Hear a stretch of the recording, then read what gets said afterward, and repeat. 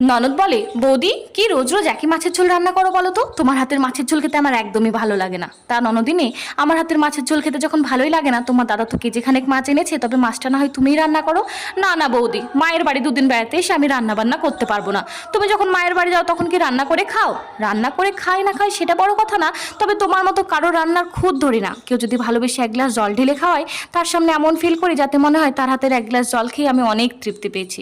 রান্না বান্না তো ছেড়েই দিলাম। তা যাও, তুমি গিয়ে স্নান ধ্যান যা করবে করো। দেখছি যদি তোমার রুচির মতো মাছ রান্না করতে পারি তবে না হয় খেতে ডাকবো, না ডাকলে ভাবে রান্না ভালো হয়নি, ডাল দিয়ে না হয় খেয়ে নিও।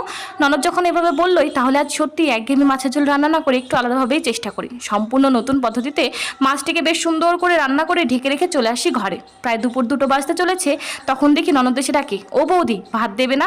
না গো, মাছের ঝোলটা আজ এত বাজে রান্না হয়েছে যে বাড়ির সবাই দুবেলার মাছ একবারেই খেয়ে নিয়েছে, তোমার জন্য এক পিসও বাদ রাখেনি।